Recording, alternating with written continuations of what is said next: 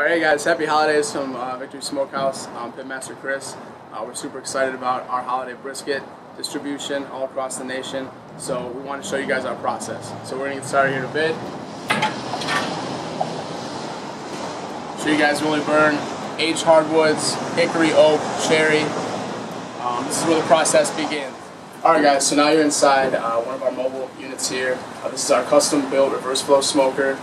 So we showed you the firebox with our wood selection burning.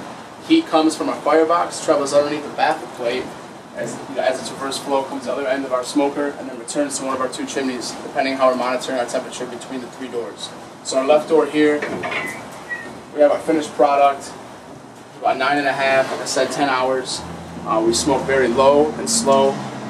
We achieve a very nice bark with extreme tenderness within the brisket. And then from here at this point we reach about 192 to 195 internally. We're going to wrap. Alright guys, so now we have our almost finished brisket. We've gone through the smoking process. We've got a great bark. Our internal temperature is exactly what we're looking for. Now this is going to sit in one of our hot boxes for 3 to 4 hours. That meat tenses up when it goes through the smoking process. It needs to relax. When we wrap, we use a heavy duty foil to make sure that all moisture stays inside.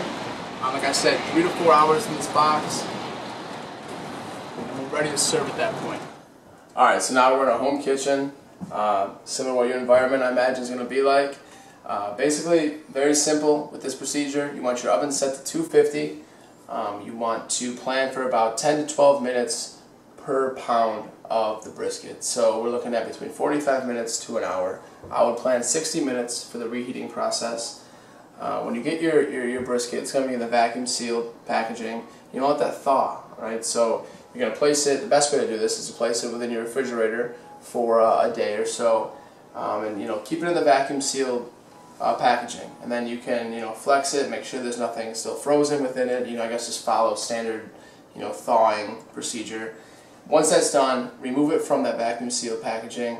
And what you want to do is you want to wrap it in foil. It doesn't need to be exact or precise. Just make sure that it's wrapped in a layer of foil.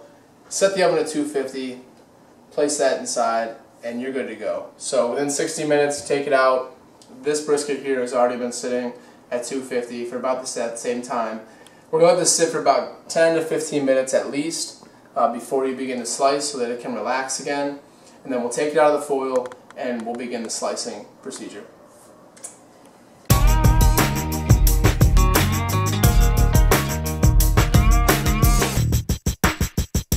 Alright, so now we have our brisket unwrapped from the foil. It's been in the oven. It's sat for about 20 minutes.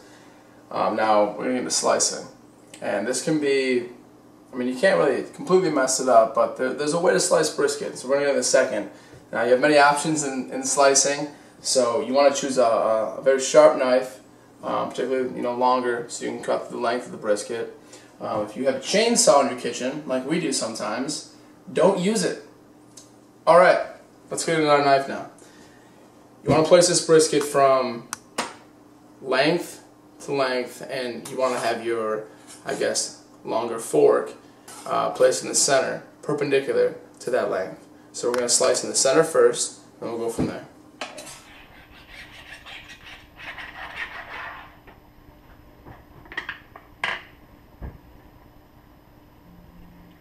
Alright. And there you go. And that's what you want your brisket to look like. Alright, so once you make that initial cut, now you're going to be slicing against the grain. And slice from the inside out. You just want to do maybe a 1/4 inch slices. At this point now your knife should just cut straight through it. And that's how you want to serve it. You can break it up